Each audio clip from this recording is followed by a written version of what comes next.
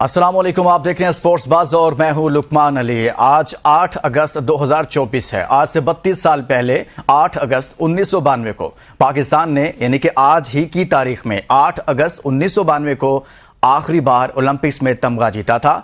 लेकिन सवाल यह है कि अरशद नदीम आज 32 साल बाद पाकिस्तान को रिप्रेजेंट कर रहे हैं। क्या वो 32 साल बाद पाकिस्तान को दोबारा से कोई तमगा दिला पाएंगे, पाकिस्तान जीत पाएगा? और अरशद नदीम जो 7 रुकनी दस्ता था उसमें से सिर्फ वाहिद आखिरी उम्मीद हैं और आज उनका फाइनल है।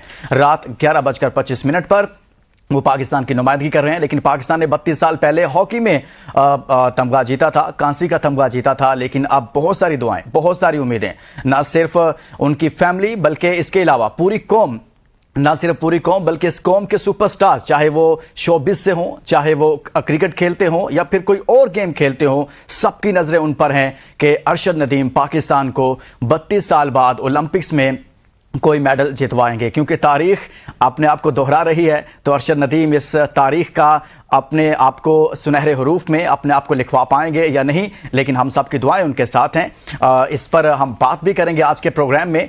लेकिन आगे बढ़ने से पहले हम शामिल करेंगे आज की टॉप स्टोरीज। 32 साल बाद ब्रॉन्ज या 40 साल बाद गोल्ड, कौम की उम्मीदों का मरकज अरशद नदीम ओलंपिक्स में आज एक्शन में होंगे। पेरिस ओलंपिक्स में ज्वेलन थ्रो का फाइनल आज रात 11:25 पर होगा। अरशद नदीम, नीरज चोपड़ा और एंडरसन में कांटे का मुकाबला। पेरिस ओलंपिक्स में अमेरिका का राज 94 मेडल्स के साथ पहले नंबर पर बराजमान। पेरिस ओलंपिक्स से वजन के बायस डिस्क्वालीफाई होने वाली भारतीय रेसलर विनेश फोगाट ने रिटायरमेंट का ऐलान कर दिया। साथ ही ओलंपिक्स एसोसिएशन से सिल्वर मेडल की डिमांड कर दी। भारतीय रेसलर एंथम पगल और इनकी टीम को कानून की खिलाफवर्जी करने पर पेरिस ओलंपिक्स से डिपोर्ट करने का फैसला। ऑस्ट्रेलिया के Tim Nelson Pakistan red ball team के हाई परफॉर्मेंस कोच मुकर्रर।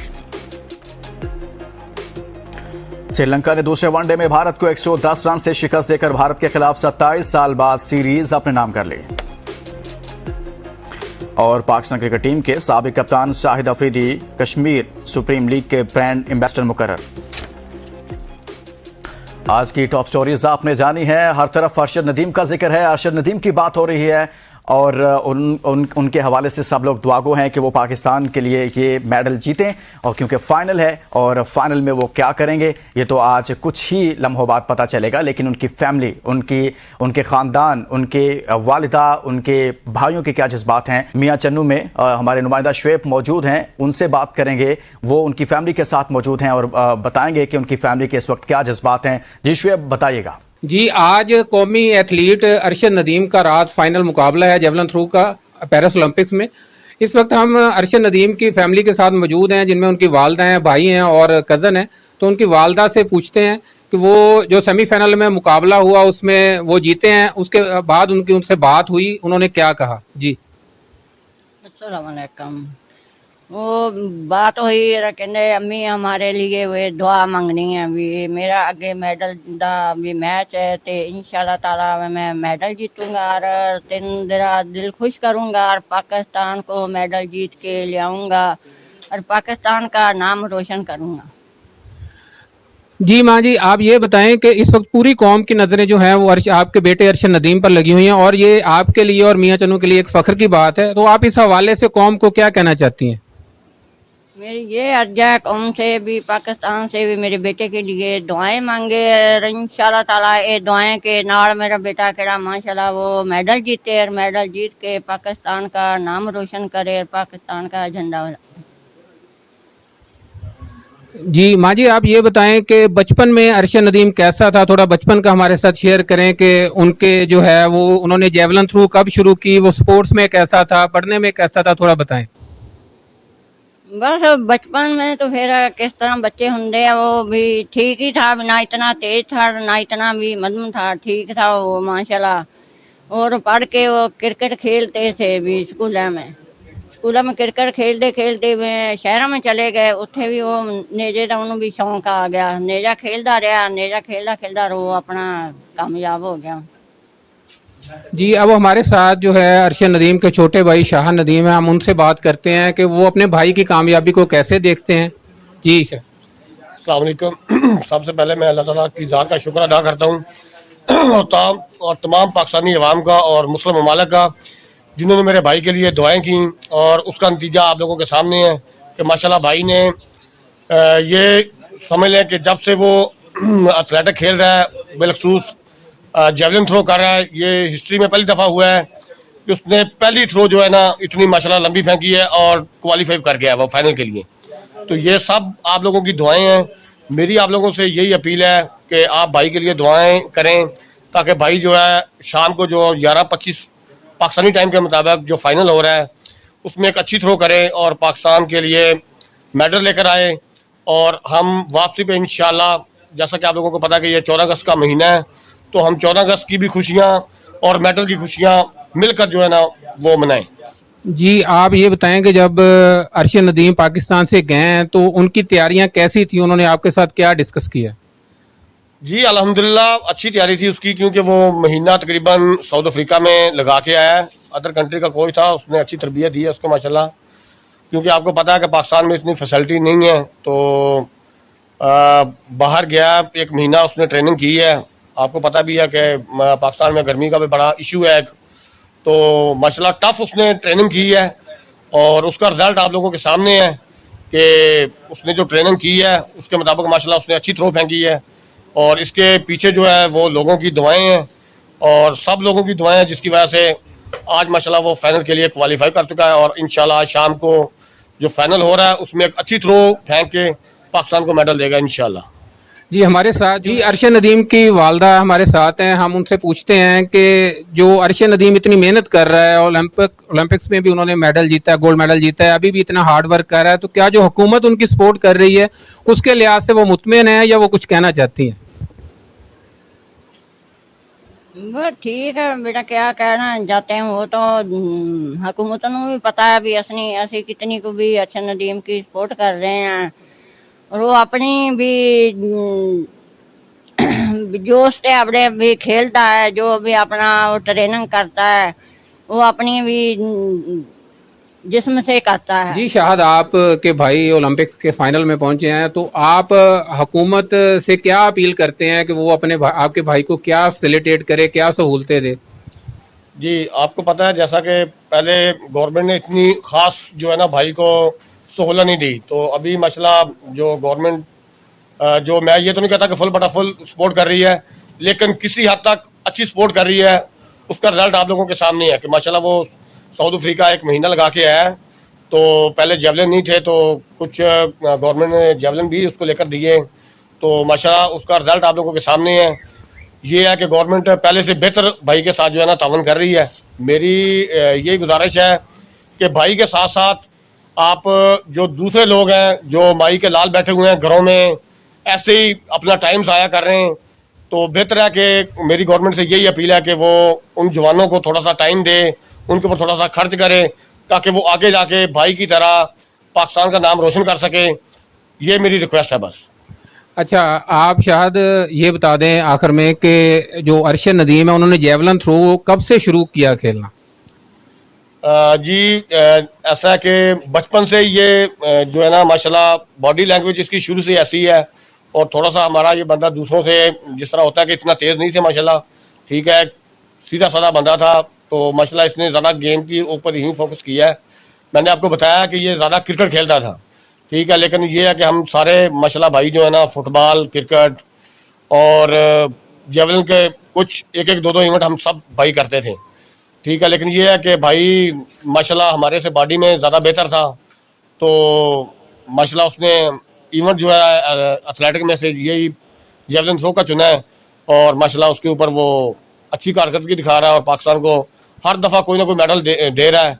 बस अल्लाह करे कि ये ओलंपिक का मेडल है, क्योंकि ये समझ लें कि 32 साल के बाद दोबारा हमें मौका मिल रहा है, और हमें एक अच्छी तवक्कुआत है भाई के ऊपर कि अल्लाह की ज़ात भाई को हिम्मत दे, और पाकिस्तानी अवाम की दुआओं से इंशाअल्लाह अज़ीज़ भाई इंशाअल्लाह मेडल लेकर आएगा। जी, तो आपने देखा कि उनकी फैमिली, उनकी वालिदा, उनके भाई किस तरह से सबसे अपील कर रहे हैं, ना सिर्फ खुद वो दुआ कर रहे हैं बल्कि वो सबसे अपील कर रहे हैं कि पूरी कौम अरशद नदीम के लिए दुआ करे। और आप ये देखें कि किन हालात में वो पूरी ताकत के साथ, पूरी एफर्ट करके यहाँ तक पहुँचा। एक गाँव से उसका ताल्लुक है और उसकी फैमिली इसीलिए पूरी कौम से कह रही है कि आप दुआ करें। अरशद नदीम, जैसा मैंने आपको बता रहा हूँ कि 32 साल में पहले आज ही के दिन यानी कि 8 अगस्त को पाकिस्तान ने आखिरी मर्तबा तमगा जीता था और आज फिर 8 अगस्त है। लेकिन इससे पहले आपको यह भी बताऊं कि अरशद नदीम की परफॉर्मेंसेस जबरदस्त रही हैं। वर्ल्ड चैंपियनशिप में 1 सिल्वर मेडल उसने जीता है पाकिस्तान के लिए, कॉमनवेल्थ गेम्स में 1 गोल्ड मेडल पाकिस्तान के लिए जीता हुआ है, एशियन गेम्स में 1 ब्रॉन्ज मेडल अरशद नदीम ने पाकिस्तान के लिए जीता हुआ है। इसी तरह से साउथ एशियन गेम्स में 1 गोल्ड मेडल अरशद नदीम ने पाकिस्तान के लिए जीता और एशियन जूनियर चैंपियनशिप में 1 ब्रॉन्ज मेडल पाकिस्तान के लिए जीता। लेकिन आज 32 साल बहुत होते हैं। अब यहां पर स्टॉप लगना चाहिए और हम उम्मीद करते हैं कि अरशद नदीम ही ऐसा करेंगे।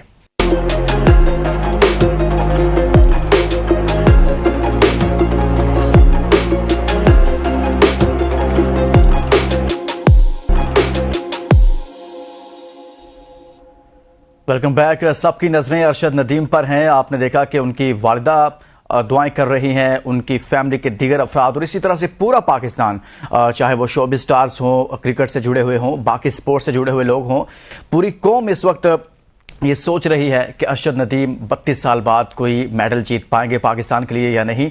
सबकी उम्मीदें उनसे वाबस्ता हैं। इस तमाम तर सूरत हाल पर बात करेंगे। हमारे साथ मौजूद हैं पाकिस्तानी रेसलर इनाम भट्ट साहब। इनाम भट्ट साहब, बहुत शुक्रिया, आपने हमारे लिए वक्त निकाला।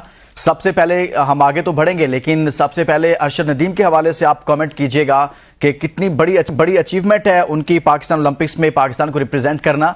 और इस 32 साल का एक अरसा गुजर गया, हम कोई मेडल वहां पर नहीं जीत पाए, तो इस हवाले से आप क्या कहना चाहेंगे?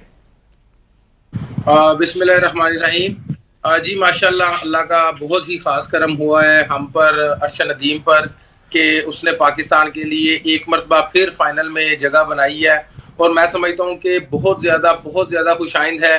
बहुत मेहनत भी कर रहा था वो और अल्लाह ताला ने उसका फल दिया है और अल्हम्दुलिल्लाह आज वो फाइनल में पहुंच गया। तो मैं समझता हूँ कि जितना ज़्यादा उसको खिराज तहसीन दी जाए, जितना ज़्यादा उसको हम सपोर्ट करें, उतना ही काम है। अच्छा इनाम, एक और बड़ा मामला है कि पाकिस्तान में स्पोर्ट्स मौजूद है, खिलाड़ी मौजूद हैं, आप लोगों ने मुख्तलिफ फोरम्स पर पाकिस्तान को रिप्रेजेंट किया है, पाकिस्तान के लिए आपने बहुत सारे मेडल जीते हैं। लेकिन एक सवाल ये उठता है कि ओलंपिक्स में हमारे सिर्फ 7 लोग ही जा सके, यानी कि 7 एथलीट ही जा सके। इसकी बड़ी वजह क्या है? यानी कि इस वक्त हमारे पास सिर्फ आखिरी उम्मीद जो ओलंपिक्स में गोल्ड मेडल या किसी भी मेडल की है वो सिर्फ अरशद नदीम है, जबकि बाकी ममालिक से तो बहुत बड़े बड़े दस्ते वहां पर गए हुए हैं। पाकिस्तान से ऐसा क्यों नहीं हो पाता है? इसकी बुनियादी वजह क्या है? देखिए जी, सबसे पहले जो बुनियादी वजह है वो ये है कि हमारा जो पूरे साल का बजट रखा जाता है ओवरऑल स्पोर्ट्स के लिए, वो बहुत ज्यादा थोड़ा होता है। आप ये देखें कि जितने इंडिया ने सिर्फ अपने एलीट एथलीट की ये पिछले 2 से 3 माह में ट्रेनिंग के लिए पैसे लगाए हैं, हमारा 4 साल का बजट भी इतना नहीं रखा जाता गवर्नमेंट की तरफ से कि जिसकी वजह से हम ज्यादा खिलाड़ी प्रोड्यूस कर सकें। और उसके बाद जो बजट रखा जाता है उसको भी एक प्रॉपर वे में यूटिलाइज नहीं किया जाता, जिस वजह से ये सारी परेशानियां आती हैं। हमारे पास स्ट्रक्चर नहीं होता, हमारे पास इस तरह के वसाइल नहीं होते कि हम अपने खिलाड़ियों को इंटरनेशनल लेवल पर ट्रेनिंग करवा सकें, जिस वजह से हमारे रेसलर और हमारे ओवरऑल जो जितनी भी गेमों के खिलाड़ी हैं वो क्वालिफाई बहुत कम करते हैं। इसलिए हमारी दस्ते की तादाद बहुत ज्यादा थोड़ी नजर आती है। इनाम, एक बहुत सारे लोग हमारे साथ प्रोग्राम में आते हैं जो कहीं ना कहीं पाकिस्तान को रिप्रेजेंट कर चुके होते हैं, वो अभी भी हमारे साथ प्रोग्रामों में मौजूद थे, तो वो कह रहे थे कि सिलेक्शन भी एक बड़ा मसला होती है। लोग अपने पास से पैसा लगाकर तैयारी करते हैं, ट्रेनिंग करते हैं, लेकिन सिलेक्शन किसी और की हो जाती है। तो ये सिलेक्शन कौन करता है? क्या म्यार है इसका? देखें, ये मुख्तलिफ जो फेडरेशंस हैं उनके कुछ अपने अपने मसाइल हो सकते हैं या कुछ खिलाड़ियों की जो है वो इश्यूज भी आ सकते हैं। तो अगर मैं रेसलिंग की बात करता हूं तो ओवरऑल इसमें तो ऐसा कोई इतना बड़ा इशू नहीं है। रेसलिंग में तो एक फेयर ट्रायल होते हैं और उसमें सिलेक्शन होती है। लेकिन आप बिल्कुल ठीक कह रहे हैं कि कुछ गेम्स ऐसी हो सकती हैं कि जिसमें कुछ खिलाड़ियों के साथ कुछ ज्यादती हुई हो, तो ये भी गेम है, तो गेम में इस तरह की चीजें सामने आती रहती हैं। अच्छा, पाकिस्तान में कहा जाता है कि हमारे पास जो आदाद-ओ-शुमार है उसमें रेसलिंग का बजट सिर्फ 15 लाख है, और आपको मालूम है कि भारत में कितना है? जो लोग आपके मुकाबले में आते हैं, किसी न किसी फोरम पर माजी में आपके सामने आते रहे, उनकी तैयारी कैसे करवाई जाती थी और उनका बजट कितना होता था? पाकिस्तान उनसे कितना पीछे है इस मामले में? देखिए, इंडिया ने जो एक मॉडल इख्तियार किया था जिसमें उसने जो मोस्ट प्रोमिनेंट गेमें थी जिसमें वो ओलंपिक खेल में मेडल जीत सकते थे, जिनमें उन्होंने अपनी रेसलिंग को शामिल किया, जिनमें उन्होंने बैडमिंटन को शामिल किया, जिनमें उन्होंने कुछ मुख्तलिफ खेलों को और अपना हॉकी जो उनका कौमी खेल है उसको शामिल किया, और इनके लिए उन्होंने लामहदूद बजट कर दिया कि जितने भी आपको वसाइल चाहिए होंगे, जितने भी आप इवेंट खेलना चाहते हैं, जिस तरह के आपको कोचेस चाहिए, उनका आप बजट शुमार नहीं कर सकते। उनका डिफेंस की तरह का उन्होंने एक तरीकाकार बना दिया कि जैसे डिफेंस बजट एक तरह का लामहदूद होता है, तो इस तरह का उन्होंने एक तरतीब बनाई है जिसमें उनके बजट की कोई हद नहीं है। जितने पैसे चाहिए आपको पैसे मिलेंगे, आप बताएं कैसे करते हैं, कौन कौन से इवेंट खिलाने हैं, तो वो इवेंट खेलते हैं। अगर एक छोटी सी मैं मिसाल के साथ समझाना चाहूं तो पिछले एक साल की सिर्फ हम अगर बात करते हैं तो इंडिया के जो इंटरनेशनल मुकाबलों में उन्होंने रेसलिंग में सिर्फ टीमें भेजी और जितने खिलाड़ियों ने जो पार्टिसिपेट किया उनकी तादाद कमोबेश 500 है। 500 टूर्नामेंट उनके खिलाड़ी 500 इवेंट्स में पार्टिसिपेट कर सके हैं, और पाकिस्तान को जो टोटल इवेंट मिले हैं वो 10 से 12 टोटल खिलाड़ियों ने पार्टिसिपेट किया पिछले एक साल में। तो यहां से आप अंदाजा लगा लें कि हम 10 से 15 में पार्टिसिपेट कर रहे हैं, वो 500 में पार्टिसिपेट कर रहे हैं। हमारी जो तैयारी है वो हमारे घर से शुरू होती है और एंड पे कुछ 2-3 माह के लिए मुल्क के अंदर ही कैंप लगाया जाता है। लेकिन जब हम इंडिया की या किसी भी और कंट्री की बात करते हैं तो उनकी टोटल तैयारी जो है वो आउट ऑफ कंट्रीज होती है। वो ओलंपियंस के साथ खेलते हैं, वर्ल्ड चैंपियंस के साथ ट्रेनिंग करते हैं, इसलिए उनका मेयार बहुत बुलंद होता है। तो ये बेसिक्स डिफरेंस है जिस वजह से हमारे जो ओवरऑल स्पोर्ट्स है वो बहुत पीछे है। इनाम, जब आप पाकिस्तान के लिए गोल्ड मेडल लेकर आए कॉमनवेल्थ गेम्स में और फिर बाकी गेम्स में, हमने तब भी देखा कि पाकिस्तान में बहुत ज़्यादा डिस्कस हुआ, प्लेयर्स को डिस्कस किया गया, पाकिस्तान में टैलेंट को डिस्कस किया गया, एक मरतबा फिर लोगों में रग़बत आई, एक इंटरेस्ट शो किया गया। अब अरशद नदीम इस पोजीशन पर हैं कि वो पाकिस्तान को रिप्रेजेंट कर रहे हैं। आप समझ रहे हैं कि उनके इस मुकाम पर पहुँचने से, पाकिस्तान के इस फोरम पर नुमाइंदगी करने से पाकिस्तान में नौजवानों में दिलचस्पी बढ़ेगी, खेल के मैदान दोबारा से आबाद होंगे फिर से? जी डेफिनेटली इसका बहुत अच्छा इम्पैक्ट आता है, पूरी कौम पर इम्पैक्ट आता है। आप ये देखें कि आज अगर हम मीडिया देखते हैं, तमाम न्यूज चैनल्स देखते हैं, तो मेरा ख्याल है कि कोई ऐसा चैनल नहीं है जो अरशद के गीत गा रहा है, अरशद को अप्रिशिएट किया जा रहा है। तमाम जितने हमारे एक्टर्स हैं, तमाम हमारे क्रिकेटर्स हैं, हमारा जो नौजवान है वो इस वक्त सिर्फ और सिर्फ एक ही बंदे को सपोर्ट कर रहा है और उसका नाम है अरशद नदीम। तो ये चीज की वजह से हुई है कि वो डिजर्व करता है, उसने उसमें पोटेंशियल था, उसने इसको शो किया और पाकिस्तान को एक होप और एक उम्मीद दिलाई है कि पाकिस्तान इस लेवल पर जा सकता है। तो ये हर चीज इसी वजह से आ रही है कि हम वहां पर पहुंच सकते हैं। तो बिल्कुल इसका बहुत अच्छा एक इम्पैक्ट जाएगा, पूरे पाकिस्तान में जाएगा। सिर्फ कोशिश ये है और जो चीजें होनी चाहिए कि इसको ओलंपिक के बाद चीजों को बैठ नहीं जाना चाहिए। जैसे लास्ट आपको याद होगा कि तलहा तालिब जो उसने 5th पोजीशन हासिल की और अरशद ने भी 5वीं पोजीशन हासिल की थी, उस वक्त भी एक बहुत गर्मा गर्मी और बहुत एक हाइप क्रिएट की गई थी। लेकिन अनफॉर्चुनेटली ओलंपिक के गुजरने के बाद वो चीजें फिर आहिस्ता आहिस्ता बैठ गई। तो जरूरत यह है कि इसको हम कंटिन्यूअसली इस पर कोशिश करते रहें, कंटिन्यूअसली इस पर प्रोग्राम और न्यूज चलती जाए, ताकि जहां जहां खराबी है उन चीजों को बेहतर किया जाए और हम 4 साल का प्लान करके अगली ओलंपिक पर फोकस करें। अच्छा इनाम, आप पर हुकूमती सरपरस्ती रही, हुकूमत ने आपने बहुत सारे पाकिस्तान को मेडल जितवाए मुख्तलिफ टूर्नामेंट्स में, तो पाकिस्तानी हुकूमत ने आपकी सरपरस्ती की इस मामले में?